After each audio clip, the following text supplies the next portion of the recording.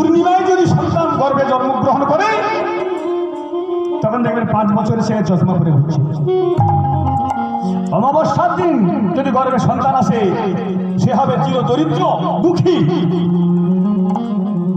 একাদশী দিনে যদি গর্ভে সন্তান আসে সে হবে মূর্খ পাপী। তাহলে গর্ভে সন্তান নেওয়ার একটা সিস্টেম আছে। ওই সময় জেনে যদি সন্তানটা গর্ভে না নেওয়া হয়, আর আমরা শুধুই বলবো এত ডাকলাম গোবিন্দকে পেলাম, এত ডাকলাম আমার সুখে দিল না, এত ডাকলাম সুখে দিল না। তাই বলে ওগো দিদি, তুমি সন্ধ্যাবেলা তুমি সন্তান কামনা করছো, ওই যে ওসব আমি বুঝি না, আমাকে সন্তান দাও। ঠিক আছে, শোনো শোনো দিদি, এই বলে তার তলপেটের কাপড়টা সরিয়ে দিয়ে বাম হাতের কোড়া আঙুল দিয়ে নাভিতে 3 বার বুলিয়ে একটা মন্তব্য করে দিয়ে বললেন, যাও দিদি, তুমি কুসন্তানের জননী হবে।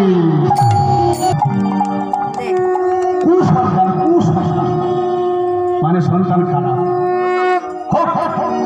দিদি বলে হোক আমার কুসন্তান, তো বলো সন্তানের মা কথাই বলে দুষ্টু হোক, তারপরে একটা শূন্য নাই, দুষ্টু হোক শূন্য না হয়। অতএব ছেলে আমার মাতাল হোক, ছেলে আমার ডাকাত হোক, ছেলে আমার চরিত্রহীন হোক,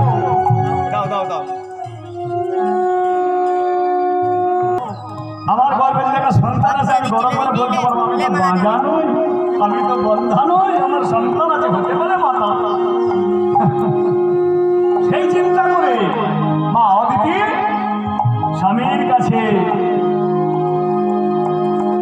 মন্ত্রপুত্র নিয়ে চলে এলেন সন্তান। আর সে কশ্যপ মুনির মন্ত্রপুত্রে দিদির গর্ভে 2টি মাত্র সন্তান জন্মগ্রহণ করল 10 মাস 10 দিন পর। কশ্যপে